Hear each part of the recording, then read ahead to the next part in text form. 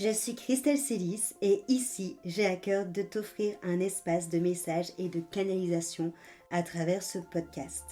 Pas de développement personnel pour se donner bonne conscience, pas de dogme ou de cadre rigide, pas de spiritualité à la mode. Tu es au bon endroit si tu veux t'incarner pleinement, libre, en connexion avec ton âme et le divin et honorer ta puissance ainsi que le vivant.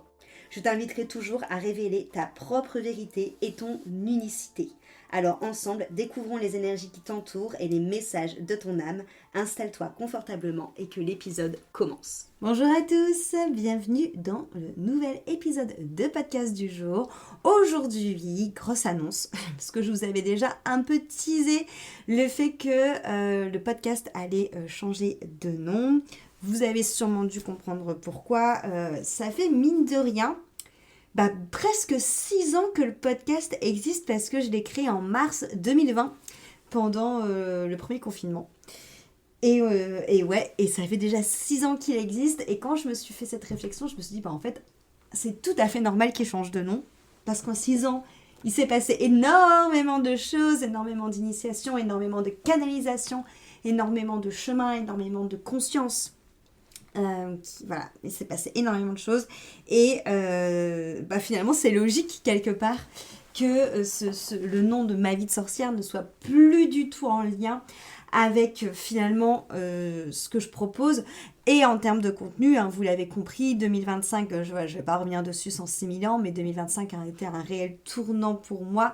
où j'ai décidé de ne plus m'enfermer dans une case et surtout où je me suis rendu compte que je n'étais jamais assez sorcière pour faire vraiment partie des sorcières parce que tout ce mot-là, ma vision à moi que j'ai de ce mot-là, c'est malheureusement pas la définition qu'on retrouve la plus populaire et surtout c'est malheureusement pas ce qui est mis le plus en avant. Moi, ma définition de ce mot-là de sorcière, c'est pour moi une sorcière, une personne qui travaille avec le cycle de la nature, qui honore la nature et qui surtout passe par un cycle d'introspection qui est de s'observer, d'apprendre pour pouvoir changer ce qui lui correspond pas dans sa vie et cultiver ce qui lui correspond et de faire en sorte justement de transformer les choses et d'être toujours dans ce cycle-là mais en ayant une magie bienveillante, une magie qui est toujours dans la lumière et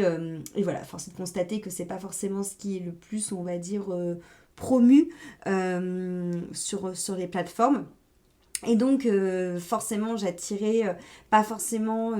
ce à quoi j'avais envie de travailler, bien au contraire. L'idée c'était aussi de pas m'enfermer pleinement dans cette étiquette là parce que à la base,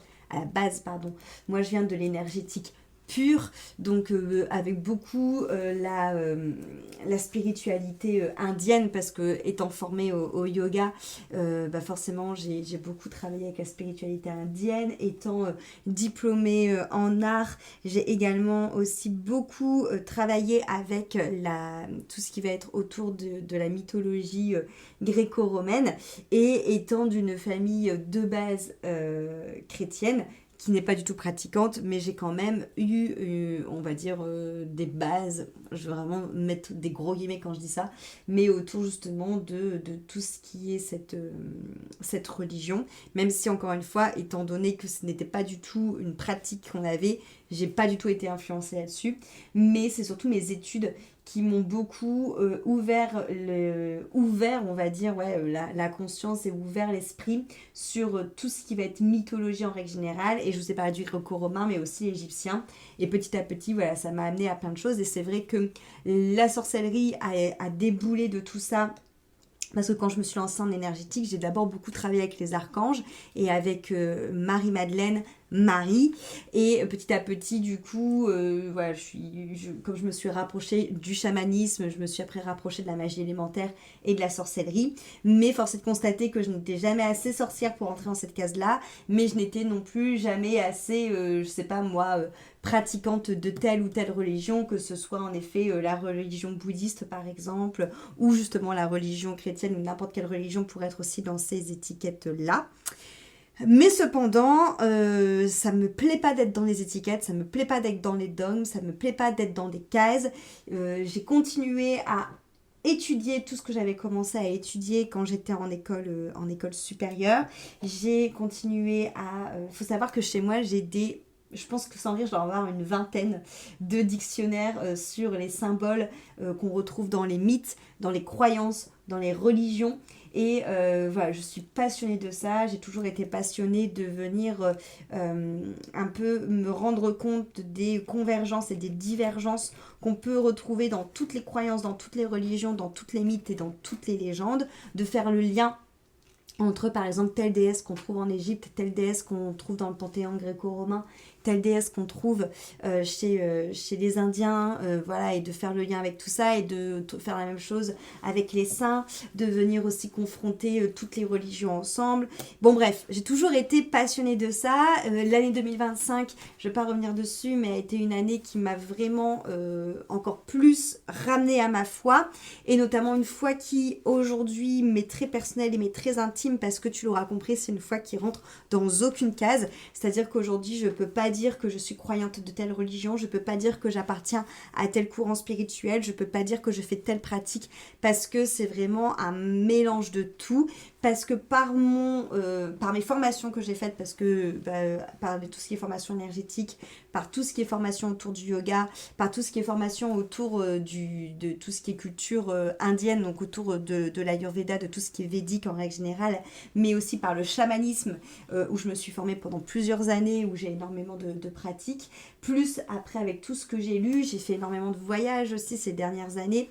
qui m'ont permis aussi de mieux connaître la religion musulmane. Bref, j'ai vraiment une pratique, on va dire, spirituelle qui est très riche et très variée, et qui est surtout très personnelle. Et ce que je peux juste me rendre compte, que ce soit personnellement dans mes pratiques au quotidien qui prennent de plus en plus de place, que ce soit dans les soins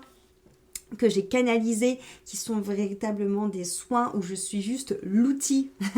du divin, et où c'est clairement une énergie qui passe à travers moi, l'énergie de Dieu, tout simplement, qui passe à travers moi, où je me sens vraiment être poussée à œuvrer pour le vivant, où je me sens encore plus qu'avant en connexion totale avec la nature. Et quand je parle de connexion avec la nature, j'irais même jusqu'à extrapoler, parce que c'est vraiment une connexion avec le micro comme avec le macrocosme, et où j'ai vraiment eu accès à cette intelligence de sorte d'écosystème qui relie vraiment aussi bien, encore une fois, le micro que le macro, mais aussi tous les êtres vivants, tout confondu, c'est-à-dire les humains, les animaux, mais aussi les minéraux et aussi les plantes, voilà. Bon bref, ça me permet vraiment de me rendre compte qu'à chaque fois, tout ce qui est au centre de tout ça, que ce soit dans les soins que j'ai canalisés, que ce soit dans ma pratique, que ce soit dans mes études que j'ai repris cette année autour de la théologie et des textes sacrés, que ce soit dans tout ce que moi je vais, on va dire, étudier, lire, visiter, si je pense notamment à des expositions ou à des musées, pour moi, que ce soit dans ce que j'ai pu apprendre dans mes précédentes études, que ce soit dans les discours hyper enrichissants que je peux avoir avec beaucoup de personnes. En fait, il y a vraiment cette notion à chaque fois, comme j'ai pu vous le dire plusieurs fois, de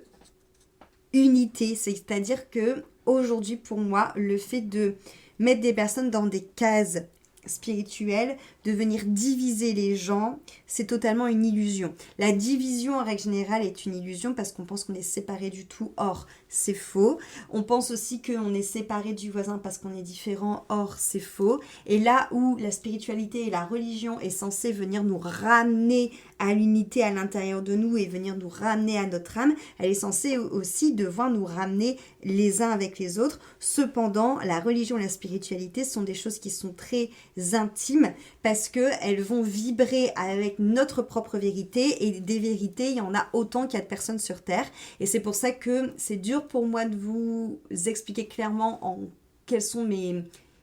croyances, quelles sont mes convictions, quelles sont mes pratiques et quelle est ma vérité, parce qu'elle est propre à moi, elle est propre à mon âme. Mais grâce à cette curiosité que j'ai eue et à toutes les informations que j'ai pu aussi recevoir, ce que je me rends compte, c'est qu'en effet, il n'y a pas un seul chemin, il n'y a pas une seule case, il n'y a pas un seul dogme. Et ce qui m'attriste et ce qui me met en colère aussi, c'est de me rendre compte que dans un milieu comme la spiritualité et la religion, qui est censée nous apprendre apprendre à rentrer en quête de nous-mêmes et à mieux nous être vraiment souverains et être vraiment en lien avec notre cœur, avec notre âme et par extension en lien du coup avec Dieu et avec le vivant.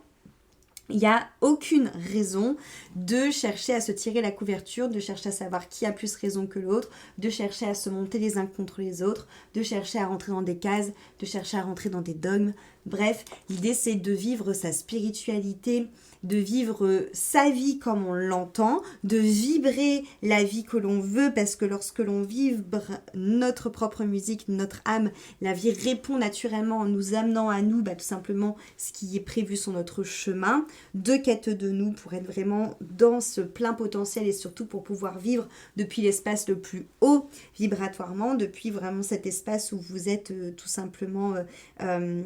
j'ai envie de dire dans votre immensité et pas dans votre restriction et dans la minimisation comme veut nous faire croire la société. Et l'idée c'est vraiment de se rendre compte que peu importe que ce soit la vie qu'on décide de vivre, la spiritualité qu'on décide d'avoir, la croyance, la religion qu'on décide d'avoir, la manière où on va venir se connecter à notre intériorité, à notre cœur, tout ça c'est très intime, tout ça c'est très personnel, tout ça, ça réclame de la présence à soi, de la présence ici et maintenant, une présence qui demande à ne plus s'identifier au passé, une présence qui demande à ne pas avoir peur et à ne pas faire de projection sur le futur, une présence qui demande aussi à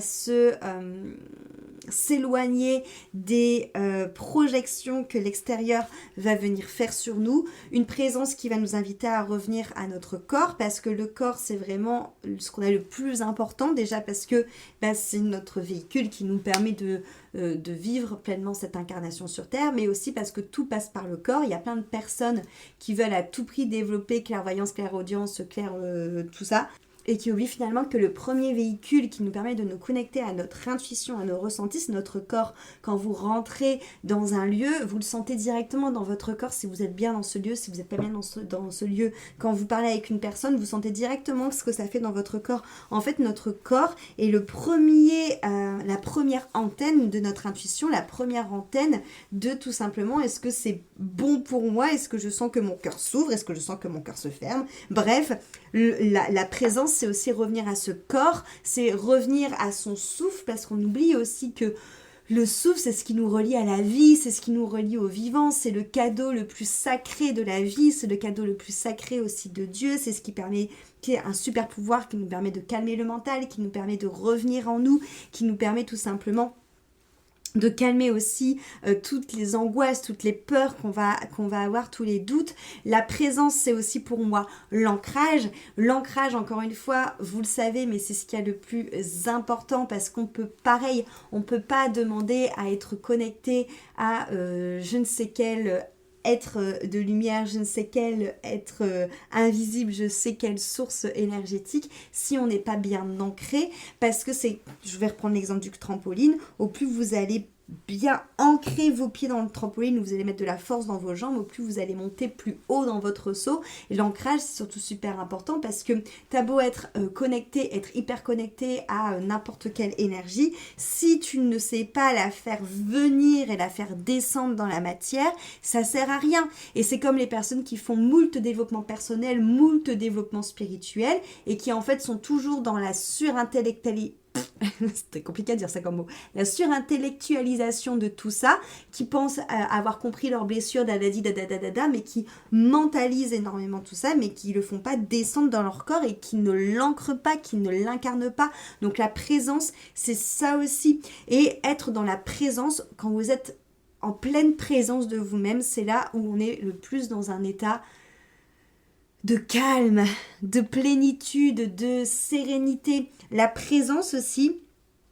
c'est vraiment cette sensation d'être pleinement là, d'être pleinement finalement dans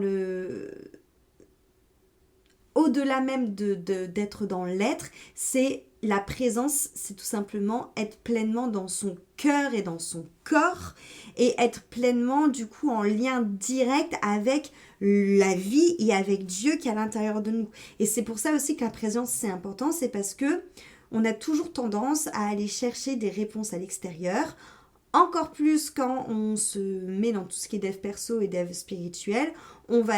chercher de l'aide à l'extérieur tout le temps, alors que les premières réponses que vous avez, tout est déjà à l'intérieur de vous. Et la présence, c'est revenir à l'intérieur de soi. La présence, c'est vraiment cette notion de stabilité. Lorsqu'on est en présence de soi-même, on est stable. Et moi, ce que me suis rendu compte en 2025, c'est que j'ai jamais été autant en présence de moi-même. Et je veux toujours être dans cette présence-là parce que lorsque je suis en présence de moi-même, je suis vraiment, comme je vous le dis tout le temps en image, je suis cette montagne stable qui, quoi qu'il arrive, ne défaille pas parce que je suis droite dans mes bottes, je suis en présence de ce que je veux pour moi, ce que je désire en mon cœur, ce qui me fait vibrer de joie. Je sais que c'est des décisions qui viennent d'un espace d'amour et de justesse surtout, pour moi et pas d'un espace d'amour pour les autres où du coup c'est pas juste pour moi et où je vais prendre des décisions de l'espace blessé parce que je veux faire plaisir nanana alors que c'est pas aligné avec moi. C'est m'accorder cette présence d'écoute à mes besoins, cette présence d'écoute à ce que mon cœur vibre, à cette présence d'écoute, à la version la plus haute vibratoirement de moi, pour pouvoir aller là où on m'attend, pour pouvoir aller là où je peux être le meilleur canal et le meilleur outil de Dieu et du vivant, et pour moi dans un temps premier, et ensuite pour pouvoir aussi l'insuffler dans le cadre par exemple de mon métier à vous, mais aussi l'insuffler d'une manière collective, parce que au plus on va être en lien avec ce sacré qu'on a à l'intérieur de nous et qu'on va arrêter de chercher des réponses à l'extérieur et qu'on va arrêter d'aller quémander de l'aide à l'extérieur, au plus on va prendre conscience de cette stabilité, qu'on est cette montagne qui sait ce qu'elle vaut, qui elle est, où elle va, pourquoi elle le fait, et surtout qu'on est dans tous les cas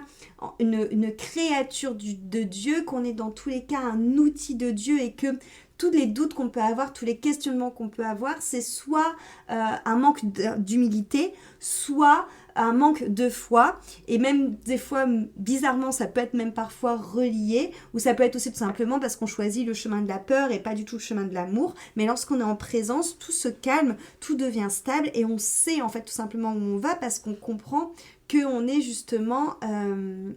encore une fois, jamais seul, qu'on est toujours dans cette notion de oui, on est dans un chemin personnel et l'idée c'est d'aller chercher notre unicité, notre présence unique, notre vibration de notre âme unique, notre fréquence originelle, notre âme, la beauté de notre âme telle qu'elle est personnellement, mais dans un but d'unité, dans un but collectif, et c'est de comprendre que toutes nos visions, toutes nos vérités, toutes nos croyances, toutes nos spiritualités, tous nos chemins sont des petits fragments d'un miroir qui est un seul et même miroir. Et être en présence, c'est ça. La présence divine, c'est vraiment cette notion de aller chacun dans son chemin vers sa présence, pas vers quelque chose d'idéalisé, pas vers l'extérieur, mais juste être là où l'âme va se révéler, là où la vibration va s'accorder, là où le vivant va t'enivrer, là où Dieu va devenir vraiment perceptible et va devenir ton roc et marcher à côté de toi, là où tu vas prendre tout simplement ta place, loin des fuites, loin des étiquettes, loin de tout ce qui va te minimiser, loin de tous les rôles que tu vas te donner. C'est revenir tout simplement à l'instant, au souffle, c'est s'incarner, c'est vraiment être depuis cet espace où tu es déjà, et surtout un espace qui est déjà là, et c'est te ramener à toi, et c'est arrêter encore une fois de se dispatcher. Donc pour moi la présence, je me suis rendu compte que finalement c'était vraiment cet espace de parole que j'avais envie d'incarner dans ce podcast, un lieu où je vais surtout t'inviter à rentrer dans cette quête de soi, en te parlant finalement de ce qui vibre le plus pour moi, c'est-à-dire mon expérience, mais aussi parfois de transmission que je peux canaliser si c'est ok de les transmettre. C'est un endroit dans ce podcast où tu vas surtout apprendre à revenir à toi en présence et pas du tout un endroit où je vais chercher à te pousser vers l'amélioration ou à te pousser à devenir quelqu'un d'autre parce que tu es déjà. Et l'idée dans ce podcast, c'est vraiment de